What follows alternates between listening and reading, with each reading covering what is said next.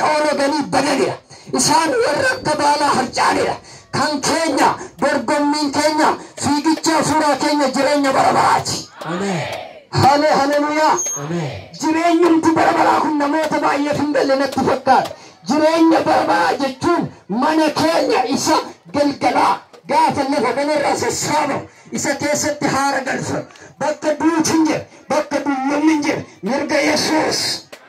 Sigalera yotar kakel kas mirga bako edin mirga bako mana koi sagal kalari mana koi sagal kalari hangana chiga batterase hangana chiga nafiga rase nafiga jada chiga bara nafiga rase nafiga maka Yesus Kristus bergemme ke adam kuchisi sukam berbat erkama dukkana biya lafa hafura bine sicha baruma sirra rukuchera maka Yesus Tajajila Samu Kamberbad, Rati Samu Kamberbad, Farfaba Samu Kamberbad, Afur Baranuma Makasus in Biakana Godan Sisera.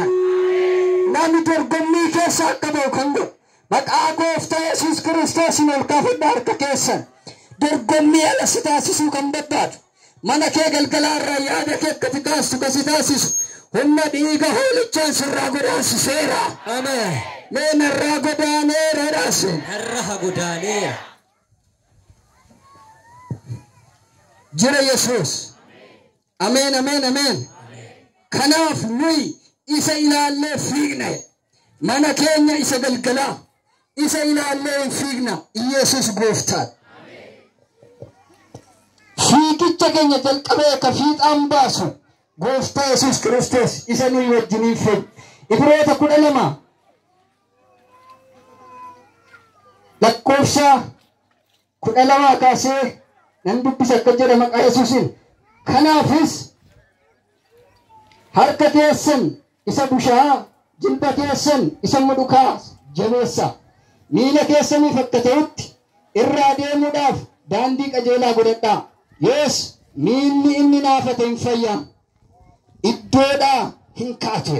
Iyeesus gooftaa. Iyeesus Kristos.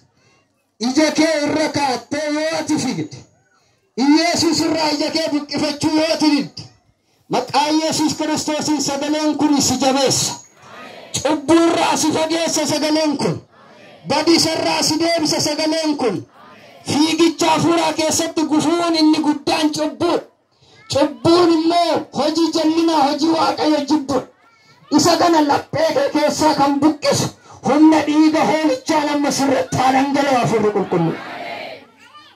Hallelujah. Fiigichi hafuuraa shaakala garaagaraa of keessaa qabu. Akkuma fiigichi biyya lafaa shaakala adda addaa qabu namni tokko fiigee tokkoffaa bahuudhaaf ganama kaatee kallattii adda addaatiin shaakala godhee nyaata isaaf barbaachisu akkuma nyaatu fiigicha hafuuraa keessattis nyaati barbaachisu jira. Shakalli barbaachisu jira. Wanti nuyi dhugnu wanti nuyi nyaannu jira. Innis nyaata hafuuraa dhugaatii hafuuraati. Namni fiigicha hafuuraa fiigu tokko macaafa qulqulluu dubbisuu qaba. Kadhachuu qaba. Faarfachuu qaba. Waaqayyoon dhaga'uu qaba. Isa kana gabaabseen dubbadha.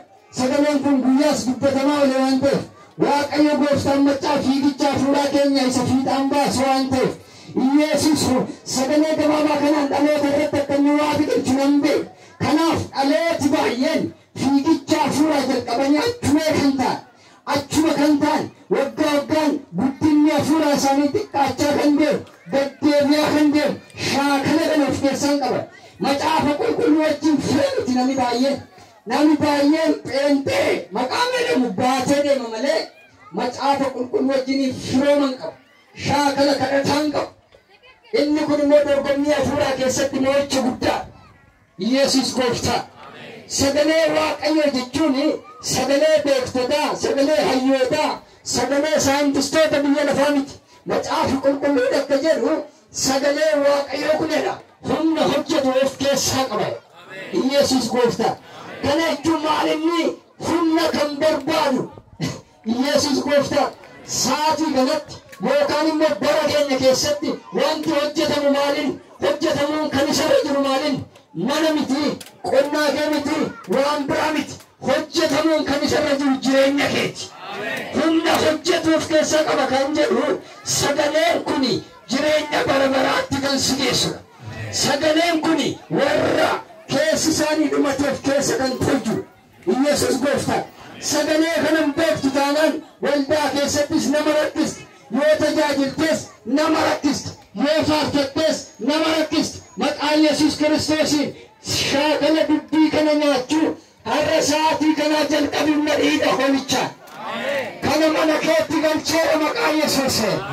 Mana kee keessatti waan biraatu ulfaachaa ture yoo ta'e dogoggora isa keessa moo'ichi hin jiru. Sagalee kana mana kee irratti kabaji maqaan Yesuuseen. Kuni sagalee mana kee jijjiiruu danda'udha. Kuni sagalee gola kee eebbisuu danda'udha. Kuni sagalee jireenya kee haaressuu danda'udha. Kuni sagalee fiigicha hafuuraa si moosisu. Yesuus gooftaa. Ameen ameen ameen. Mee Yesuus gooftaa dheeraasi. Dorgommii kana warri mo'atan warra keessa tolan warra keessi isaanii hojjetan jira Yesuus. Namni baay'een keessa hin hojjetamne barata. Tajaajilaa baay'een keessi isaan hojjetan. Qabu fudhatti yoo sirratti ulfaates jira Yesuus. Aizoo Waaqayyoon nu keessa. Ameen ameen. Sagalee Waaqayyoo amma barsiisaan jiru nan lallaba malee gaafan barsiisu namni baay'een baqatee ba'a. Jira Yesuus. Inni ulfaata natti fakkaata. Sagalichi durumaanuu ulfaata. Ameen ameen. Sagalee Waaqayyoo maaliif namatti ulfaata beektu? Jireenya keetu Waaqayyo irraa fagoo jira waan ta'eef ulfaata malee otoo dhiyoo jiraatte gammaddee fudhattaayu. Akka nama machaa'ee taatee fudhattaayu silaa ol taate Yesuus gooftaan. Mee jira Yesuus jedhaase. Namooti keessa tolan dorgomanii moo namooti keessa tolan dabaleen jedhamas maqaan Yesuus Kiristoosiin dargaggeessi dargaggeettiin elaa hojii wangeelaa garagaraa kan hojjettan keessa tola. Waaqayyo keessa hin barbaadu. Waaqayyo laphee dhalootaa barbaada. Waaqayyo uffata kee hin barbaadu. Waaqayyo warqii kee hin barbaadu. Waaqayyo gamoo kee hin barbaadu. Waaqayyo keessa kee barbaada. Ameen ameen ameen. Keessa kee barbaada Waaqayyo galgala gal. Dhaloota keessa isaanii tolfatanitti mul'atee hojjeta Waaqayyo. Waaqayyo sa'aatii kanarra jalqabee namoota baay'ee wajjiniin hojiin eegala. Ameen hin jettooti. Hojii hafuuraan eegala. Dorgommii hafuuraan eegala. Seexana irratti si dorgomsiisa. Dhugaaf sabni yoomiyyuu waliin dorgomee walajjiniin miilan fageeffatu Yesuus gooftaa. Uleen Aaroonii fi uleen warra Gibxii haga tokko wajjiniin deemuu barbaadan. Uleen warra sabaaf hubachiisaa ture jechuudha. Wanti kun hundumtuu yeroon tokkichi fi guyyaan tokkichi hin dhufa jedheetu dubbata. Waaqayyoof galanni haa ta'u. Nagaadhaas nagaa jirtan akkam? Akkam oltammee harka keessa irraasa nagaa galata Waaqayyoodha. Macaafa Iyyaasuu boqonnaa tokko lakkoofsa 5 irraa gaafa kaanee ilaallu bara jireenya kee hundumatti wanta ati gootu hundumtuu akka wal siif qixxaatuuf karaa bitaatti karaa mirgaatti hin gorinee. Karaa maalitti? Karaa bitaattis karaa mirgaattis hin gorin. Macaafni seeraa kun immoo afaan kee keessaa hin dhabamne. Baay'eetu sarara Waaqayyoo irratti deemu karaarraa badeet. Ati garuu yaa Iyyaasuu seera Museetti kenne sana sitti nan kennaa. Cimii jajabaadhu. Waaqayyoof galannaa ta'u. Yooma keessa dhadhaanati Waaqayyo jiraadha maal? Waaqayyo jira. Cimiiti ija jabaadhu. Mee dadhabee deema. Daandiin milkaa'inaa maal? Daandiin milkaa'inaa maal? Tokko diina dibataa isa ta'a irratti dammaqanii kadhachuudha. Daandiin milkaa'inaa. Siriijii kan jedhamu tokkotu jira diina dibataa kan jedhamu. Siriijii kan jedhamu kuni foon seexanaa fi biyya lafaati. Kuni dibata keenyaaf diinaa jechuudha. Ayyoof galannaa ta'u. Ameen. Diina dibataan beektanis daandii milkaa'inaa keenyaaf gufuu ta'a jechuudha. Innis tokko foon keenya Roomaa boqonnaa 8 lakkoofsa 7. Foon yaada Waaqayyoo wajjin waliin galu. deemnes karaa murreedha. Deemnee daandii milkaa'inaa kanarraa deemuudhaaf foon keenya nu ajaja taananii hin milkoomne. Deemnee karaan kun. Kanaaf daandii milkaa'inaa isa ta'e kana diina dibataa isa ta'e irratti dammaqnee gaafa kadhanne deemsi keenya hin milkaa'a. Waaqayyoof galannaa ta'u. Abboota birdii boqonnaa 16 lakkoofsa 13 kananii xiqqoo ibsee darbuu barbaada daddafee qabxii sadan tokko jira isan kennaa. Abboota birdii boqonnaa 16 lakkoofsa 13 irratti namni Siimsoon jedhamu abbaa mul'ataa ta'e. Nama hojii Waaqayyoo hojjechuudhaan beekamu, nama biyyi beektu, nama waldaan kiristaanaa beektu, nama humna guddaa qabu, nama haboo guddaa qabu. Waaqayyoof galannaa ta'u. Hojii Waaqayyoo warra hojjetan daandii milkaa'inaarra warra adeemu ture Saamsoon. Waaqayyootu hojjetu biyya tokko deemeera. Akka carraa ta'e dubartii takka argeetiin raafuu dadhabeera. Macaafni qulqulluun. Foon ofii mo'achuu dadhabe. Diina dibataa isa ta'e kan dhiyootti galeera. Dargaggoota akka kootiif wanti hin dhaabu. Wanti hin dhaabu seetti moo foon keenya hojii Waaqayyoo keessaa nun baase. Nama hundumaa maal? Galanni kan Waaqayyoo haa ta'u. Yesuus gooftaadha jedhaasi. Hin deemaa jechuudha. Sarara Waaqayyoo irra deemu.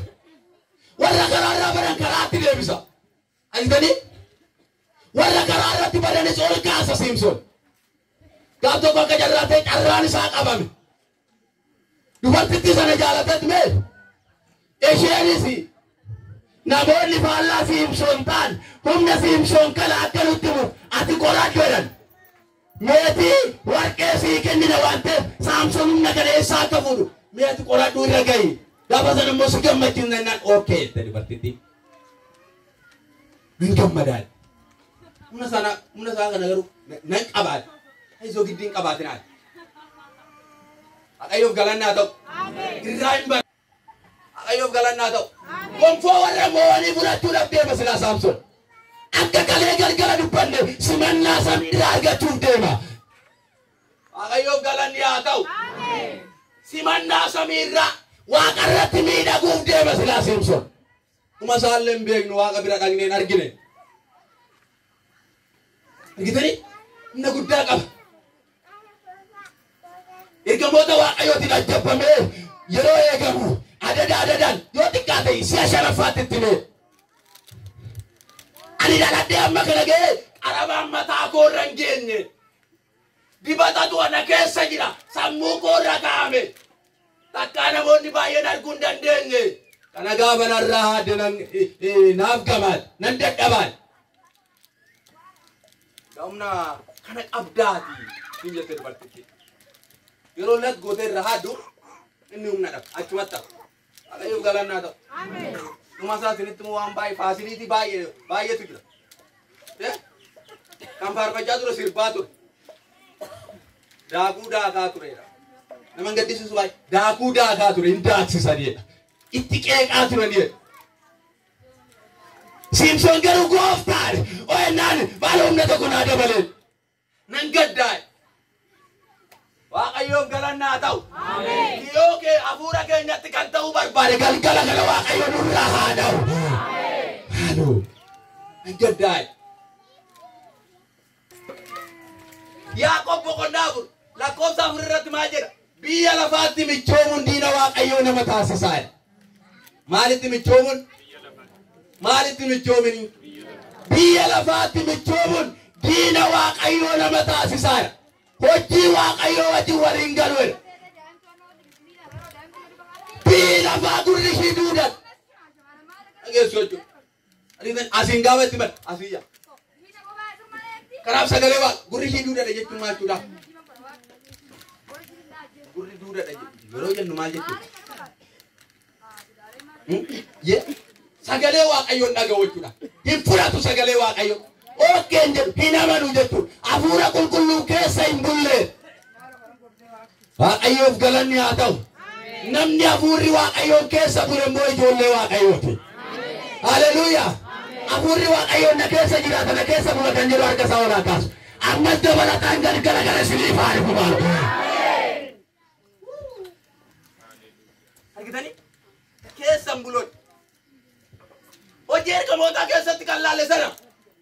Qerniiliyoos keessa hafuurri Waaqayyoo keessa bule. Kanaaf dadhaboota warra Yihuudootaa gargaaruuf filate.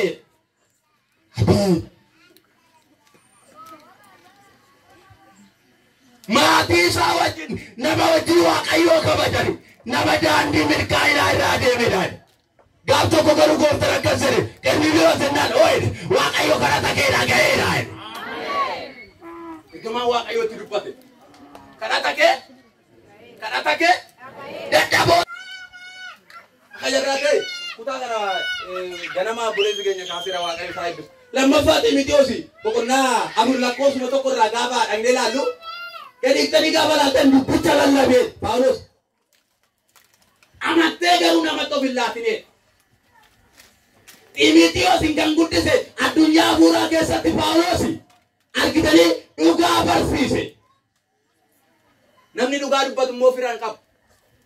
Gareen qabu. Waaqayyoof galannaa ta'u. Ameen. Walii keessanii qaba. Ati dhugaa waan dubbattuuf jedhaani. Namni si deeggaru hin jiru jedhaani maal? Jedha ati dhugaa waan dubbattuuf jedha. Dhugaa waan lallabduuf jedha. Dhugaadhaan waan tajaajiltuuf jedha. Firaan qabdu jedha. Fira kee inni ta'e immoo jedhaani maal? Kan lafarraa utuu hin ta'in jedhaani maal? Ergamoota waaqarraa ta'edha maal? Kan itti walii galu aameedhaa jedhuga. Dubbii gadi fageenyaa dubbatan. Isa lafarratti na gargaaraa turantu mana hidhaa gallaan narraa baqatan. Yaa Xiimotewooseedha yeroo itti galaa geessuuf. Biddeena jennuun galaa biddeena tokkumaan bira akkuma tokkotti beeku. Isa duraa jaalaa mul'anni koo hin dabalame Waaqayyoof haa galatumtuu natti hin banne. Rakkina yoo ta'e haleellaa garagaraa yoo ta'e biyya lafaa keessatti beekne. Jira gubachuun jedha haleellaa garagaraatti itti barreera. Kanaaf yaa Xiimotewoosi dubbicha lallabu ergaa Waaqayyoo dubbadhu. Kun yeroodha. Kun yeroo mitootu hin jedhin maal godhe?